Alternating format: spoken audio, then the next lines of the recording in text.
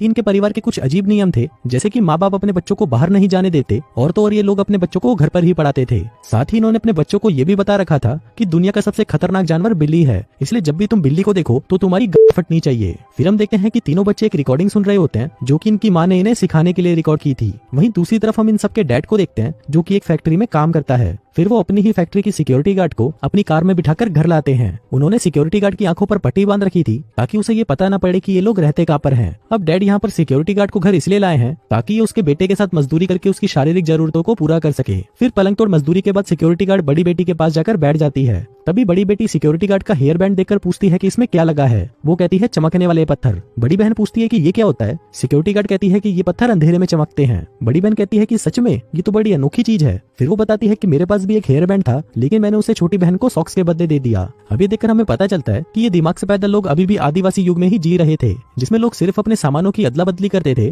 और वहाँ पैसा नाम की कोई चीज नहीं थी। फिर डैड पूरी फैमिली को इकट्ठा करके उनकी वीडियो बनाते हैं। छोटी बहन कहती है कि मुझे भी सिक्योरिटी गार्ड के साथ बैठकर वीडियो बनानी है, जिसके बाद उनका बाप इन सबकी वीडियो रिकॉर्ड करके अपने पास रख लेता है। फिर बाप सिक्योरिटी गार्ड को उसके बेटे के साथ मजदूरी करने के लिए पैसे देता है और उसकी आंखों पर पट्टी बांधकर उसे वापस छोड़ देता है। अब रात होती है तो सभी लोग डिनर के लिए तैयार होने लगते हैं, क्योंकि ये भी उनके घर का एक रूल ही था। फिर बड़ा बेटा अपने जूते पॉलिश करके और अच्छे कपड़े पहनकर तैयार हो जाता है। वहीं दूसरी तरफ दोनों बहनें भी स्कर्ट के ऊपर शर्ट पहनकर डिनर के लिए अच्छे से तैयार हो जाती हैं। फिर डिनर के दौरान हमें पता चलता है कि जिस भी बच्चे ने पूरे दिन सबसे अच्छा बर्ताव किया था उसे इनाम दिया जाएगा, और इनाम के तौर पर और कुछ नहीं बल्कि उन्हें बच्चों वाले स्टिकर दिए जाते हैं, और जिस बच्चे के पास सबसे ज्यादा स्टिकर होंगे उस रात घर में उसी बच्चे की चलेगी। मतलब वो अपने लिए रशियन तक की भी मांग कर सकता है। तभी छोटी बहन अपनी मॉम से फोन मांगती है तो उसकी मॉम उसे नमकदानी उठा कर देती है, जिसका मतलब था कि ये चूतिए लोग नमकदानी को फोन कहते थे। अब हम देखते हैं कि इन तीनों बच्चों में सबसे ज्यादा स्टिकर इस लड़के के पास थे। अब आप लोगों को लग रहा होगा कि ये तो रशियन मांगने वाला है, लेकिन ये चूतिया कहता है कि हम तो टीवी देखेंगे। हमें लगता है कि चलो ये कोई मजदूरी वाली फिल्म देखेंगे,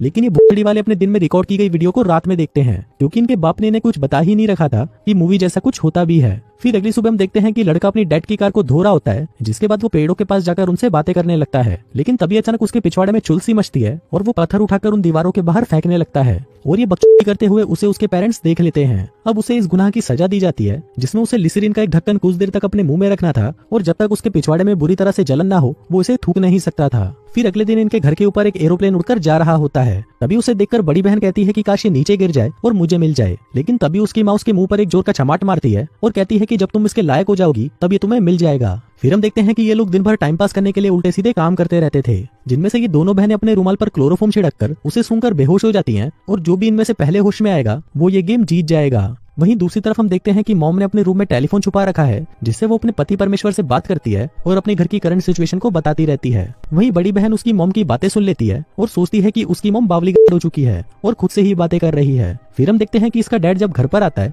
तो घर आने से पहले वो अपनी कार से खाने पीने का सामान निकालकर उनमें से लेबल्स को हटा देता है, ताकि इन लोगों को बाहर के बारे में कुछ भी पता न चल सके। साथ ही इनके मॉम डैड ने इन लोगों को ये भी बता रखा था कि तुम लोगों का एक और भाई था जो एक दिन इन दीवारों से बाहर चला गया और अब वो दुनिया में नहीं है। अब इनका बाप इन्हें ये सब इसलिए बताता है ताकि ये लोग कभी भी घर से बाहर जाने की सोच भी ना सके।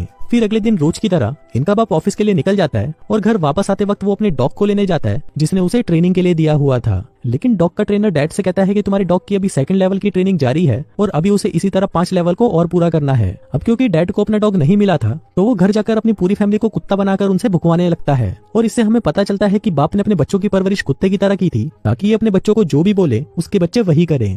फिर अगले दिन हम देखते हैं कि डैड सिक्योरिटी गार्ड को लेकर फिर से घर आते हैं ताकि वो उसके बेटे के साथ दबाकर मजदूरी कर सके। लेकिन इस बार वो सिक्योरिटी गार्ड उस लड़के को अपना कीबोर्ड चाटने को कहती है, लेकिन लड़का ये पाप करने से मना कर देता है। जिसके बाद सिक्योरिटी गार्ड बड़ी बहन के पास जाती है और उससे पूछती है कि क्या तुम्हें ये हेयर बैंड चाहिए जिसमें ये चमकीले पत्थर लगे हैं। बड़ी बहन कहती है कि हाँ मुझे चाहिए। सिक्योरिटी गार्ड कहती है तो तुम्हें इसके बदले मुझे भी कुछ देना होगा। बड़ी बहन कहती है कि क्या देना होगा। सिक्योरिटी गार्ड कहती है कि इसके बदले तुम्हें मेरा कीबोर्ड चाटना होगा। अब क्योंकि बड़ी बहन को वो हेयर बैंड चाहिए ही था, इसलिए वो दबाकर उसके गुलाबी कीबोर्ड को चाटने लगती है। अब कीबोर्ड चाटने के बाद बड़ी बहन को लगता है कि शायद सिक्योरिटी गार्ड को इससे बहुत मजा आया होगा, इसलिए वो भी अपना कीबोर्ड चटवाना चाहती थी। तभी बड़ी बहन छोटी बहन से कहती है कि क्या तुम्हें ये हेयर बैंड चाहिए। छोटी बहन कहती है कि हाँ मुझे ये चाहिए। बड़ी बहन कहती है तो इसके बदले तुम्हें मेरा कीबोर्ड चाटना होगा। अब छोटी बहन सबसे पहले उसका कंधा चाटती है, क्योंकि बड़ी बहन को ये पता नहीं था कि कहाँ चटवाने में ज्यादा मजा आता है। इसके बाद बड़ा भाई बाहर अपने एरोप्लेन के साथ खेल रहा था कि तभी वहाँ पर बड़ी बहन आती है और कहती है कि ये एरोप्लेन मेरा है, ये मुझे दे दो। तभी बड़ी बहन उसका एरोप्लेन लेकर घर से बाहर फेंक देती है। अब ये लोग घर से बाहर तो जा नहीं सकते थे, इसलिए जब इन बच्चों का बाप घर पर आता है तो बेटा बाप को कहता है कि मेरा एरोप्लेन बाहर गिर गया है, प्लीज वो मुझे उठाकर दे दो। तभी उनका बाप अपनी कार में बैठकर बाहर जाता है और बिना पैर को कार से नीचे रखे एरोप्लेन को उठाकर अंदर आ जाता है,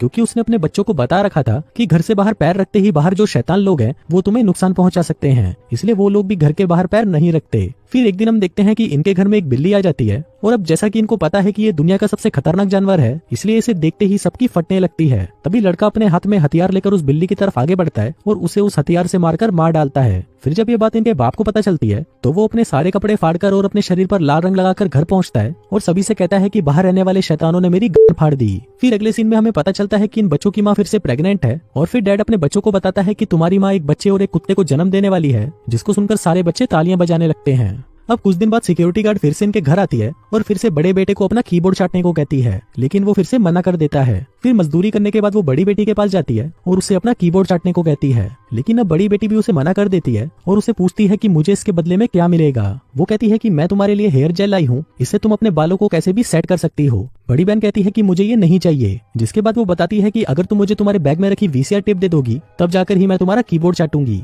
उसके बैग में रखी हुई टेप्स हॉलीवुड मूवीज की टेप्स थी और सिक्योरिटी गार्ड उसे अपना कीबोर्ड चटवाने के बदले वो दे देती है। फिर जब घर में सभी लोग सो जाते हैं तभी बड़ी बहन उस टेप को चलाकर देखने लगती है। अब उसने उसमें बॉक्सिंग की मूवी देखी थी तो वो भी उसके डायलॉग्स को कॉपी करके एक्टिंग करने की कोशिश करती है और ये पहली बार था कि इसने पहली बार अपने घर से बाहर की कोई दुनिया देखी थी। लेकिन फिर पता नहीं इसके बाप को इसके बारे में कैसे पता चल जाता है, जिससे वो बहुत ज्यादा गुस्सा हो जाता है। जिसके बाद वो उस वीसीआर टेप को अपने हाथ पर लपेटकर उसे बड़ी बहन को दबाकर मारता है। जिसके बाद उनका बाप सिक्योरिटी गार्ड के घर जाता है और इस पाप के लिए उसे भी कुत्ते की तरह मारता है। अब क्योंकि इनके बेटे के साथ मजदूरी करने के लिए कोई लड़की नहीं थी तो उसका बाप उसकी माँ से कहता है कि अब बेटे को अपनी मजदूरी की प्यास अपनी दोनों बहनों से ही बुझानी पड़ेगी, लेकिन वो दोनों में से किसके साथ मजदूरी करेगा ये डिसीजन वो अपने बेटे पर ही छोड़ देता है। अब बेटा अपनी दोनों बहनों में से बड़ी बहन को चुनता है क्योंकि उसके संतरे और गुफा ज्यादा कड़क थी। फिर हम देखते हैं कि मॉम अपनी बेटी को अपने बेटे से बजवाने के लिए तैयार करती है। दरअसल इन बच्चों को रिश्तों के बारे में कोई भी जानकारी नहीं थी और उन्हें ये भी पता नहीं होता कि ये लोग कर क्या रहे हैं, इसलिए जब ये दोनों एक दूसरे के साथ दबाकर मजदूरी कर रहे थे तो दोनों में से किसी को भी इसमें मजा नहीं आ रहा था। अब वो मूवी देखने से बड़ी बहन को पता चल गया था कि इस घर के बाहर भी कोई दुनिया है और अब उसे वो दुनिया देखनी थी।